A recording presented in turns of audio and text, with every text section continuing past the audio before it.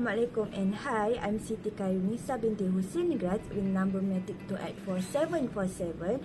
I will explain for the question number 1. The question is, according to a study by the Central Bank, the rate charge on the credit card debts is more than 14%.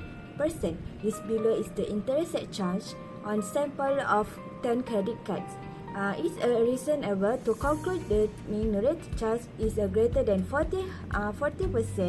Use the 0.01 significance level. Let's solve it. Step number 1, the number of observation in the sample is 10. We need to find sample mean. Use this formula. We need plus all the sample of 10 credit card and we divide to the number of observation in the sample is 10. So we got 50.23.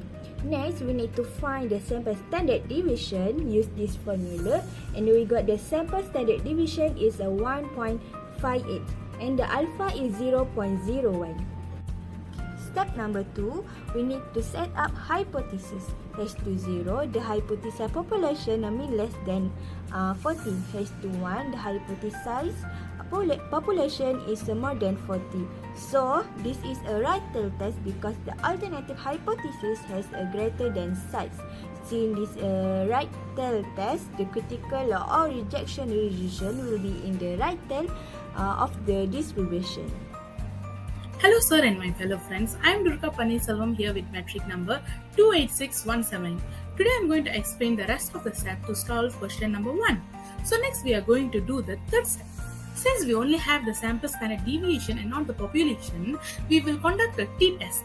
So to find the critical value separating the critical region from the non-critical region, we will consult the t-distribution table. Usually the t-distribution table uses degrees of freedom df. The degrees of freedom for one sample t-test for a mean is n-1. Since the sample size in our question is 10, the degrees of freedom will be 10-1, which gives 9. So as we can see here, this is the t-distribution table. Since we are conducting a one-tail test and alpha is equal to 0.01 and the df is 9, the corresponding critical value will be 2.8214. So we say we reject the null hypothesis if the t statistic is greater than 2.8214. Okay, now we are going to do the last step. In this step, we need to use the test statistic formula which is shown here. So let's substitute the value into the formula and we will get 2.462 as the final answer. So as we can see here, the test statistic is not greater than 2.8214 or not in the rejection region. So we fail to reject the null hypothesis. Since we cannot reject the null hypothesis, we cannot support the alternative hypothesis that says that the mean is greater than 14%. Therefore, at alpha equal to 0.01, we can say there is not enough evidence to support that the interest rate is greater than 14%. That's all from me. Thank you.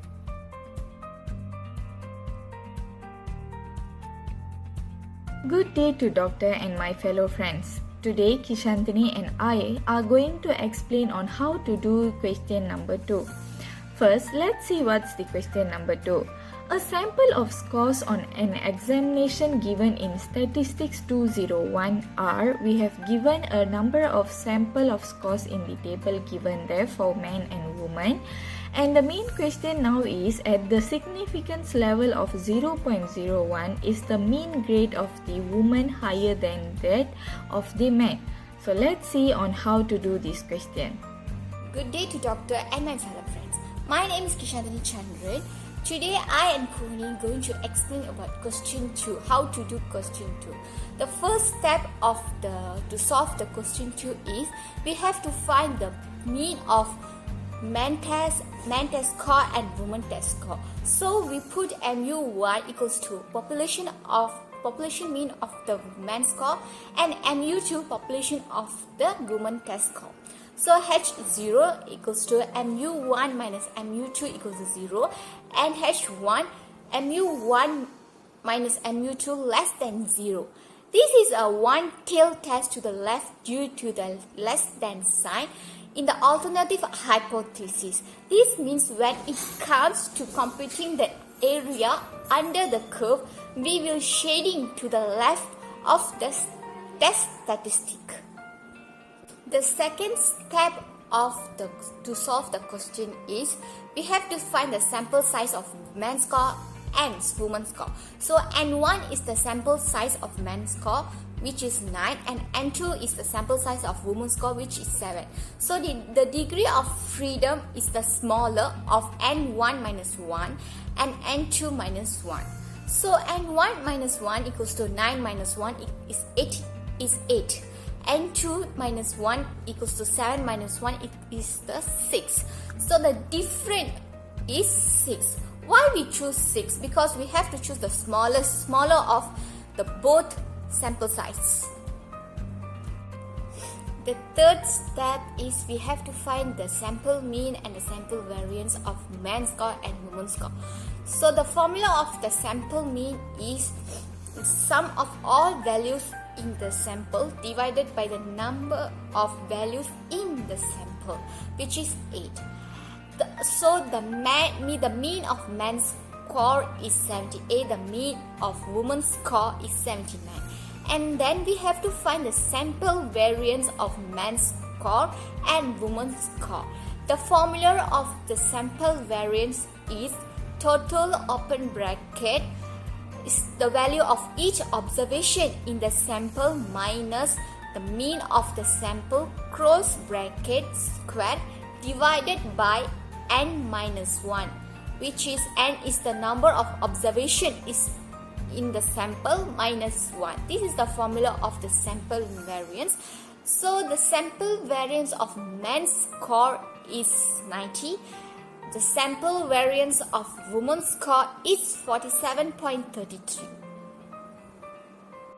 Thank you to Kishanthini for helping us explaining until this step 3. Now let's see the step 4. Step 4, we should find the standard error, and the formula is standard deviation divided by the square root of number of samples.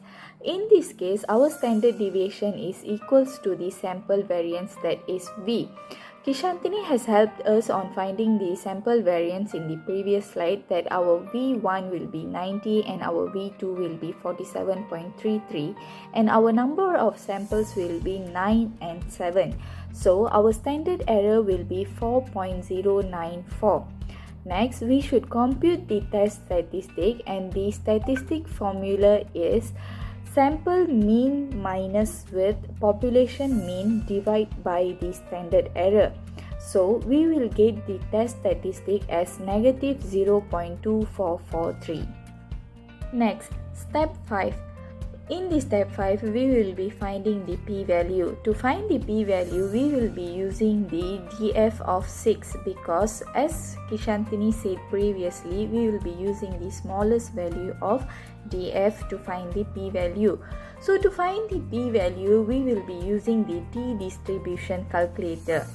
So in the t-distribution calculator, we need to select the statistic of interest first, that is the t-score, and then we need to fill the degrees of freedom, that is our df equals to 6, and then our t-score as we find previously negative 0.2443, and then finally click the calculate button to find the probability, that is our p-value, and we will be finding out our p-value as 0.4076.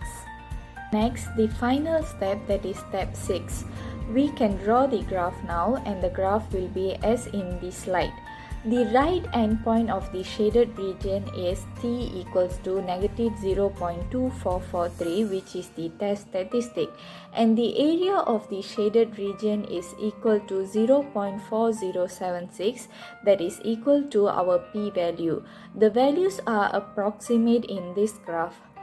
This p-value is very large, much larger than the significant level alpha equals to 0.01. So in this case, we fail to reject the null hypothesis. In other words, we don't have enough statistically significant evidence to overturn the null hypothesis. We have no choice but to accept the null hypothesis. The answer to our main question, that is the mean grade of the woman higher than that of the man? So the answer is no. the mean grade of the woman is not higher than that of the man. Thank you.